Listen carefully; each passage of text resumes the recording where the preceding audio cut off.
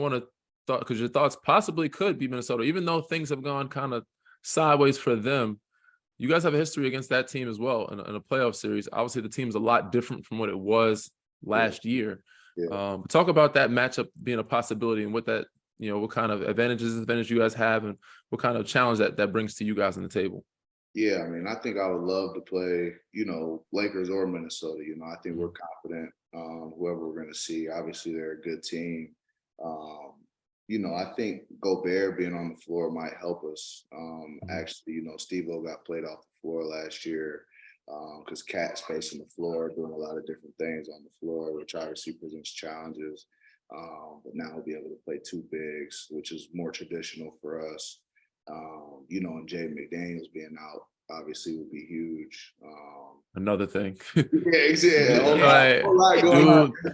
Dude punching the wall, man, broke his wrist, broke his hand. It's like, bro. So yeah, Minnesota's got a lot of things on the bad side right going for them right at the wrong time. So part of the playoffs and winning is being healthy. That's a part of the luck that you need, and they're getting a little unlucky right now. Go ahead, H. What you had? Yeah, no, let's not forget too. Nas Reed also was done for the season because he tried to he had a wrist injury after trying to dunk on somebody. I forgot to get the Phoenix game. He's been balling. I like his game. He's hooping. Yeah, he can hoop, man. He's a hooper. So Minnesota's down pretty bad right now. But I still would like to see them in that 8 seed and figure it out and make the playoffs because they've been playing well all year and they deserve to be in the playoffs. Regardless, the West is tied up. It's really tight. We have some fun series ahead. H, that Clippers Sun series is one you're looking forward to. And I think I'll be looking forward to that Memphis Lakers series. We said to talk about the matchup that you guys and the history you have with them as well, because you do have a history with the Lakers in the past. A little chippy at some point. So talk about your matchup possibly being with them and what you look forward to and the challenge that they bring. I mean, obviously, they're an experienced group. It's been there before with Bron and AD. Obviously, you were on that team too. But they've done what we're trying to do. So obviously, they have that going for them. But they pieced this team together after the deadline, and they've been playing well. But the game changes, the game tightens up in the playoffs. Obviously AD will be a matchup problem with Steve-O out. And BC, of course, we lost both of our bigs during the season, but Xavier Tillman stepped up and he's been playing his ass off. Yeah.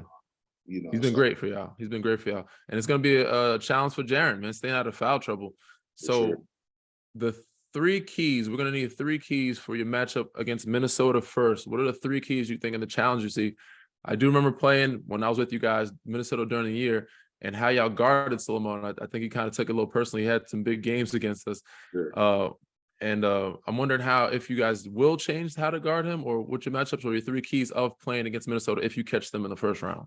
That's a good question, what we would do game plan wise, because like you said, we did have big games against us. Playoffs is a different animal though.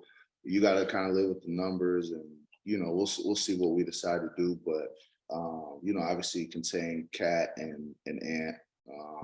They traditionally are higher up in the pick and rolls and blitz coverage, and that kind of gave us some problems previously, depending on, what happens with Gobert or whatever, because, he'll be in the drop, which will actually work to our advantage, I think. And then just finding our pace in the playoffs. I mean, it turns into a half-court game, and we're a team that needs to get out and run and get transition to be at our best. So I think if we can do those 3 things, we'll have a good chance.